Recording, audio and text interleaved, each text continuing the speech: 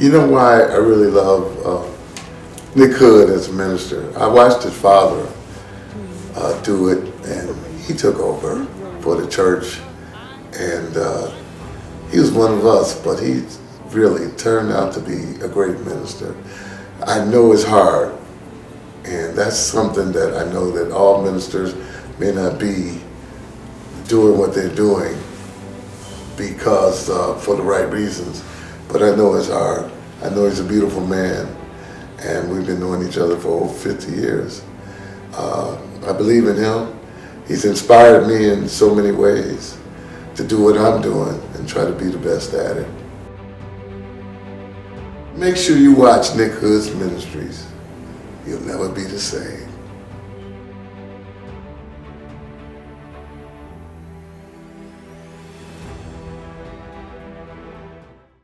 And the point that I'm making is that in everybody's life, at some point, there's a plan B. God is talking to us every step of the way. God is trying to show you something every step of the way. When things seem to be going wrong, that's God's way of opening another door. I am convinced that God has been directing me every step of my life. On the Word Network. Welcome to Nicholas Hood III Ministries, a ministry of hope, spiritual inspiration, personal power guided by Christian love. May the power of God's Holy Spirit fall upon you as you sit back and enjoy today's program. I introduce you now to Pastor Nicholas Hood III. Today we're talking about male health, prostate health.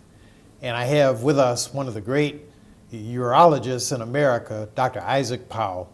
And this is a continuation of last week's show where we began talking about prostate health. And Dr. Powell, thanks so much for joining me again today. Mm-hmm. And in case there's somebody who did not see the show last week, can you just quickly tell us what are the most important things a man can do or a woman can do for the men in her life regarding prostate health? Yes, as we mentioned, that one of the most important things is to go to a doctor on a regular basis, whether you have any symptoms or not, because early cancers can be cured, and early cancers you may not, most likely not have any symptoms. And so it's important for the doctor to make that diagnosis so that it can be treated early and cured, and also that you'll have a better quality of life as a result of being diagnosed early.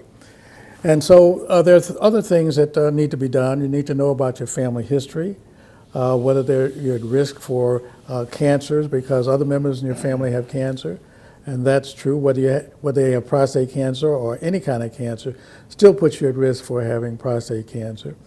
You need to exercise. That's key because it improves your health in many factors.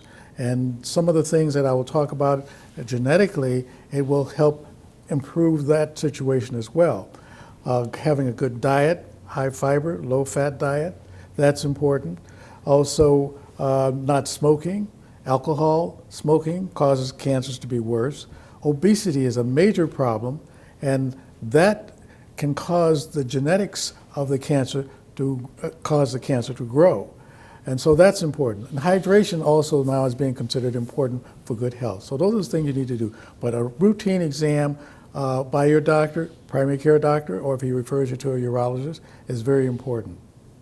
Dr. Powell, I don't know if you would describe yourself as a scientist, but I know that in addition to being a urologist, you are engaged in cutting-edge research about prostate health and cancer. What can you share with our audience today about this?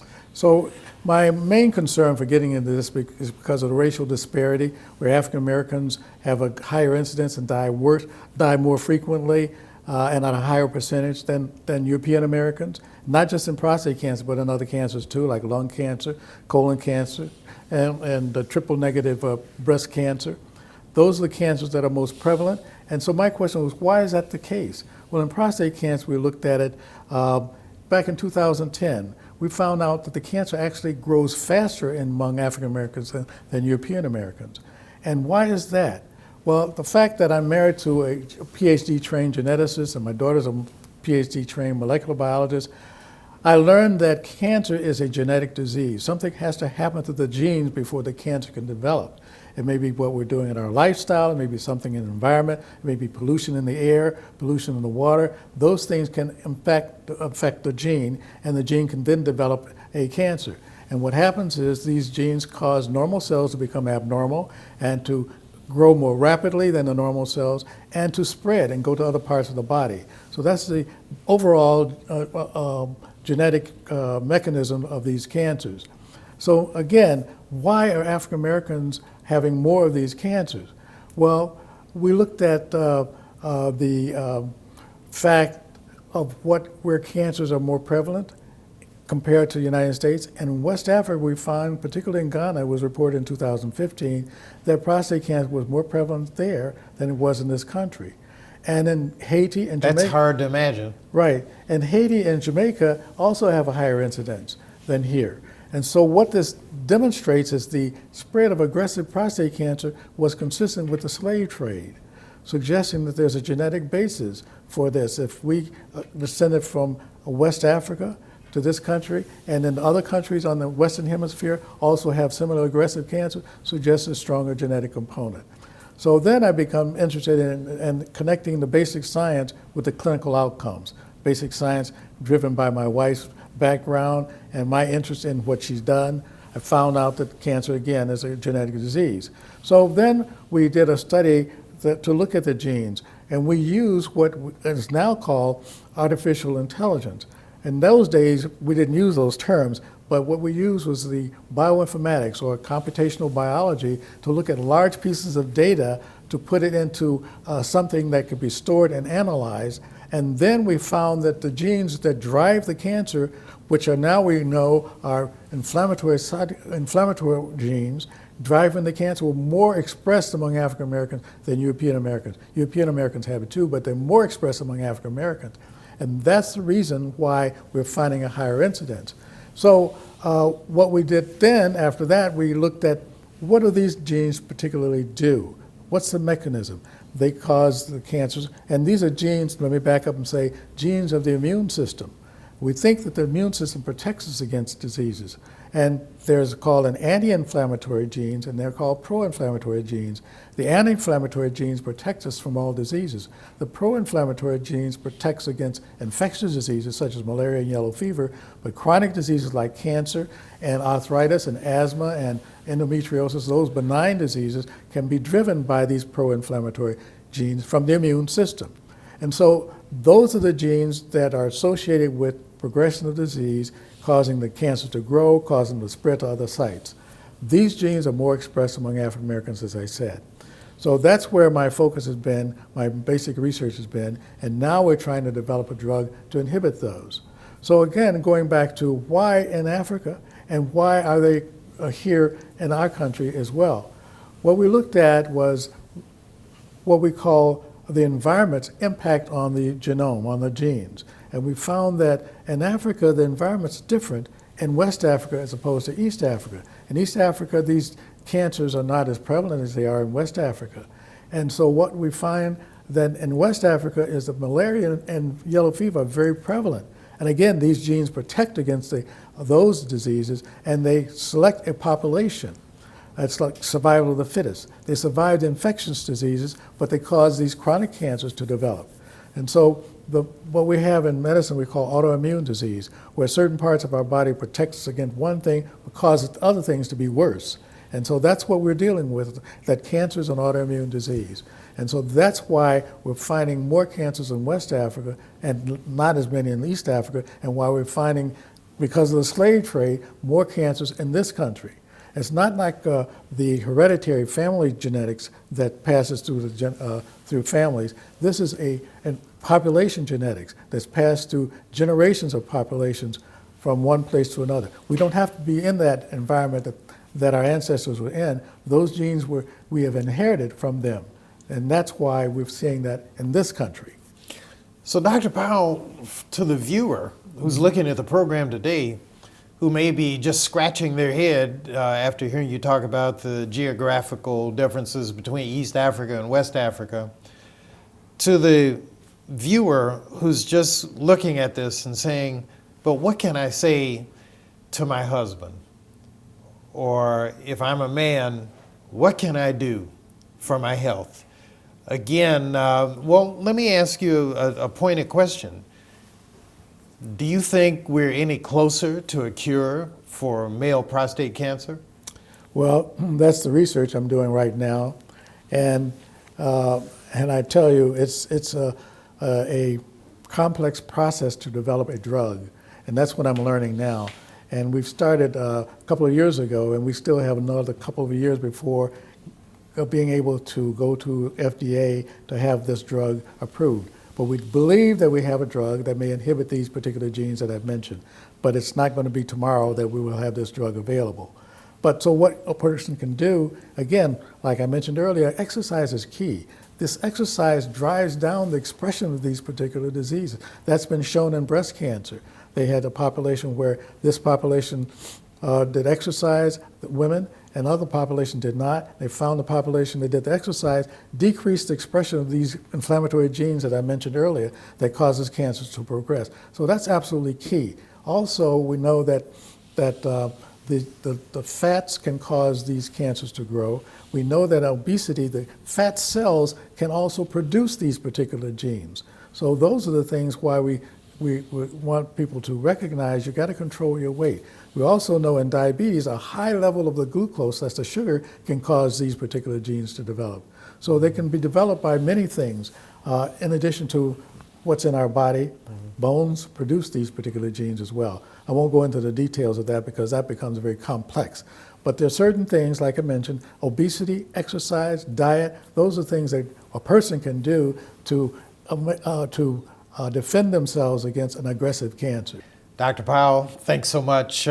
We're going to take a break. And when we come back, I want to talk a little bit more about male health. Okay? Stick around, folks. We'll be right back. This is a new ministry which is just starting. Reverend Hood needs your help in sharing the good news of Jesus Christ and his power throughout the world.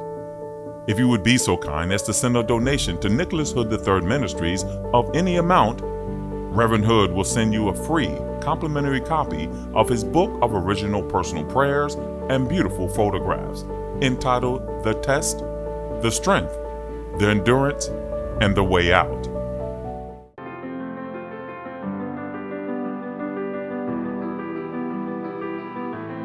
There are people all across this globe who now will have the opportunity to know you like I do, because of course you are very forthcoming in telling stories about life, stories that are relatable, and that means something. How wonderful it is, and I just look forward to seeing how this platform, this new platform, will just rise and grow and really be a vessel through which you can be a blessing to folk all over this world, and Lord knows we need it. And the point that I'm making is that in everybody's life, at some point, there's a plan B. God is talking to us every step of the way.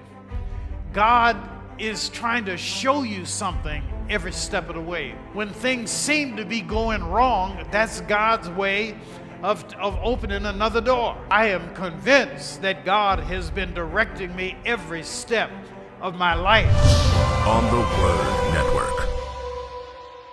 Thank you for sticking around with us. Again, with me today is Dr. Isaac Powell, one of the top urologists in America. And you know what that means?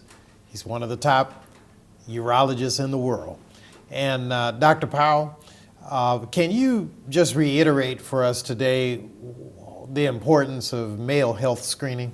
Yes, my area is prostate cancer, but I want to tell the men particularly the other cancers that they need to be aware of, such as colon cancer, and making sure that they get colonoscopies beginning at age 50, or now they're saying age 40, because we're seeing more men dying at men and women dying at an earlier age before age 50. So I think they moved it down to 40 or 45. That's very important. Also lung cancer. I had my first one at, I think, 45. Right. Yeah. Well, But now, is there a certain age where you max out on the well, I'm glad you asked that question. colonoscopy? Because that's exactly where I am now. I started when I was 50. I've had several. And so I asked my gastroenterologist at my last one, he says, we don't screen anymore at age 85. I'm not 85 yet, but for the time that you're supposed to, between getting the colonoscopy, I will be over 85. So 85 is their cutoff for doing colonoscopies.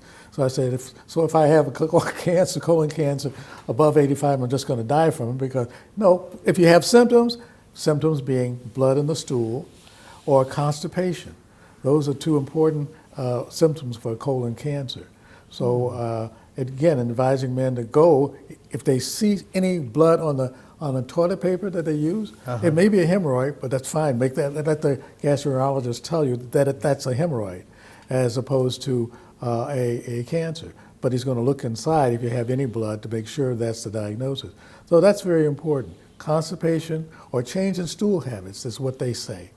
And so lung cancer, this whole idea of smoking, and I object to the commercials of smoking. I think they've reduced them now significantly. Can't remember the last time I saw one. But what you're doing is causing inflammation in the lungs. Even marijuana, if you inhale, that's, they say, well, that's not smoking nicotine, but it's the smoke that goes into your lungs that causes the inflammation. And on our previous shows, I was talking about the association of inflammation and cancer. There's a strong association there. So what you're doing is, what do these call these other kind of cigarettes? These Vapors. Vapor, yes, that's just as bad, or maybe even worse. It's causing inflammation in the lungs, And I see people who take these things and won't get vaccination for COVID. I say, you put all that in your body, and then you're afraid to get a vaccination for COVID. Doesn't make any sense. Yeah. And now, so, Dr. Powell, let me ask you the $1 million question. Yes. Because we only have a few minutes left. Yes. You're 80 years of age? I'm 83. 83. You're good looking 83. People Tell don't me believe. this. People don't believe I'm 83, but I am. No, but your mind is sharp. And but my question to you is this: what excites you about life at 83? I mean, you're doing this great research. I can't tell you the number of men I've spoken with in Detroit, where we're living, Sure. who just rave about the health care they've gotten from you. But what excites you about life?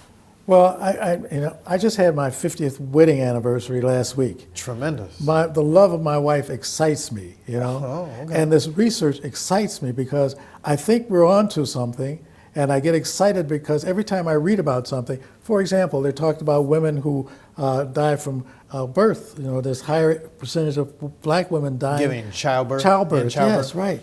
And I look up my research of these pro-inflammatory cytokines that we've talked about. Preeclampsia is driven by pro-inflammatory cytokines. It's these kinds of things. Say that word again. Preeclampsia. What is one of the causes for mortality in childbirth among women. Okay. And so black women have a higher incidence of these pro-inflammatory cytokines causing preeclampsia that causes death from involved in childbirth. I don't know a lot about childbirth because I'm not a gynecologist or obstetrician. But that's one. And the COVID virus, these same pro-inflammatory cytokines, what they do in the lungs, they coat, there's what are called alveolar, those are the lung sacs within the lungs that the air goes into and then is transferred to the circulatory system. The oxygen goes from the lungs into the circulatory system through these sacs. What these particular pro-inflammatories do is they coat that sacs with a mucosa so that the oxygen doesn't go to the blood circulation, so the patient dies. So these are other things other than cancer that these pro-inflammatory cytokines do. They have an impact on arthritis, on asthma. There's this Crohn's disease in the bowel, that's a chronic inflammation. These are all chronic diseases that are driven by these pro-inflammatory cytokines. So these are the things that I learned. They excite me because, wow, it's like putting a puzzle together. Each piece, I'm almost there. Once you get it there, boy, you really feel very good about it. So it's the research I'm doing that excites me, the love of my wife, and I'm developing more friends. They say as you get older, find younger, active friends. So I tell anybody, if they're not 15 years younger than me, they can't be my friend. Because all my friends are either dead or they're incapacitated in some fashion. And so I've got to find younger friends, and I've got several now. I'm learning how to play golf now that I don't have to work as hard. So, and those kinds of things, those are exciting me. These young people that are active and making me more active, those are things that excite me. That business of finding new friends, Yes. developing new friendships, we could do a whole program on that. You know, Yes. it's interesting for me because you remember my father and my Yes, brother, yes. Steve. Did you know Emery? I didn't know him. I had another brother named Emery, but my whole my nuclear family is dead. Yes. They I are know. dead. And so it's mine, you know.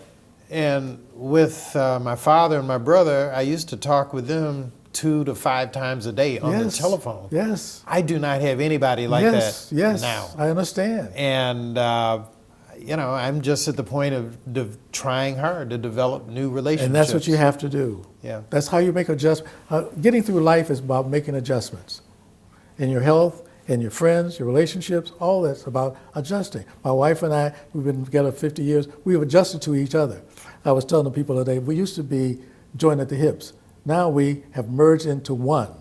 Oh, that's What you pretty say to good. one, you say to the other. Okay, Yes. I like that. Yeah. Well, Dr. Isaac Powell, I want to thank you for being on this program. Again, do you have any last thoughts that you'd like to share with our audience? You've been tremendous in helping to remind us of the importance of getting regular health screenings, Yes. having a healthy regimen in terms of diet and exercise. But Yeah. any last thoughts? Those are the thoughts that I would say. You know, a regular diet, going to the doctor on a regular basis, screening, and exercise. Those are the key. Hydration is another factor I would say is very important for good health. Well, we look like a commercial for hydration do. today. We have Here we our are. bottled water. Well, Dr. Powell, I want to thank you for being with me. Yeah. And I hope that this is not the last time. I hope that, particularly if you have any cutting edge information about new research, to let us know. To the audience, I just want to say this. You know, we've passed 1 year, 12 months, and now we're in the 13th month for this program. And I'm so excited about it. This is something I've wanted to do for many, many years. And from the early part of my life, I was in the politics, you know, member of the Detroit City Council, and for 8 years. But it takes a lot to run for office. Then it takes a lot to stay in office. And then when you're out of office, you keep looking back and wondering, well, you know, am I really finished with this?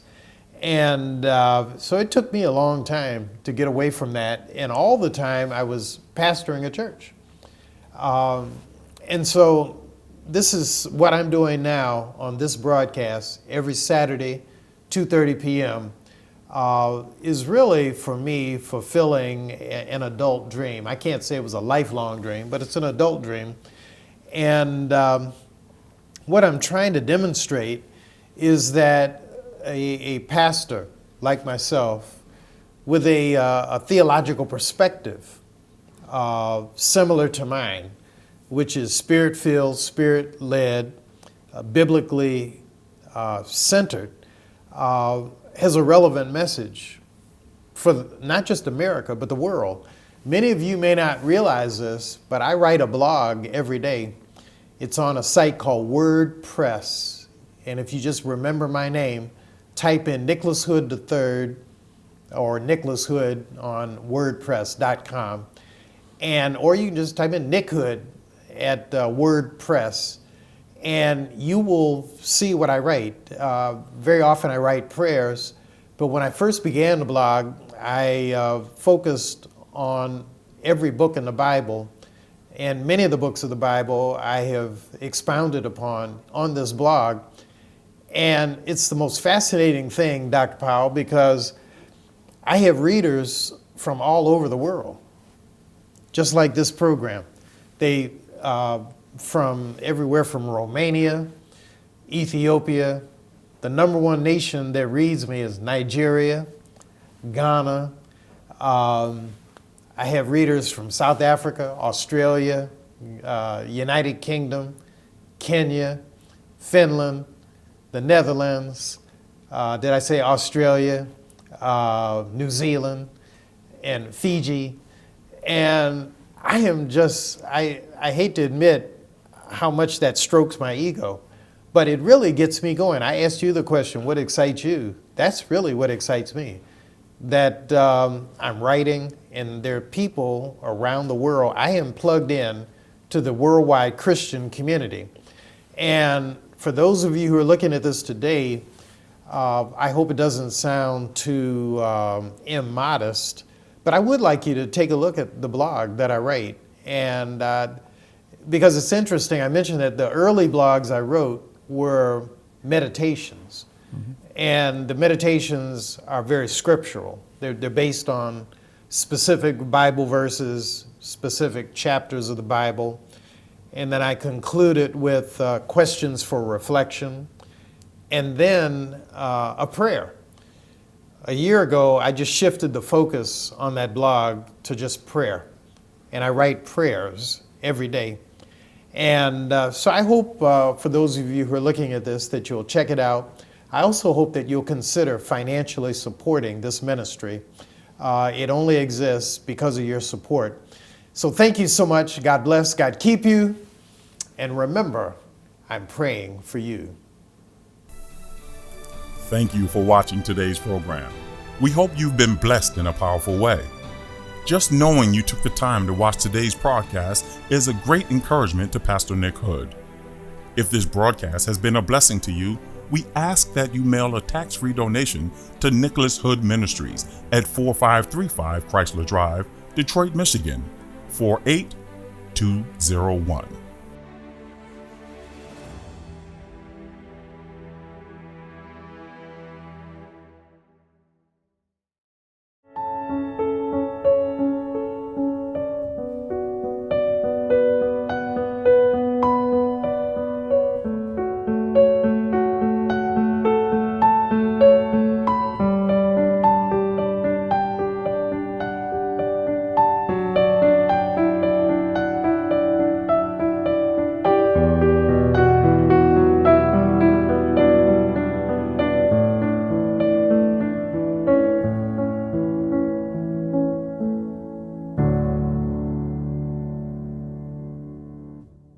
And the point that I'm making is that in everybody's life, at some point, there's a plan B.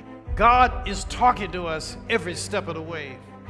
God is trying to show you something every step of the way. When things seem to be going wrong, that's God's way of opening another door. I am convinced that God has been directing me every step of my life. On the Word Network.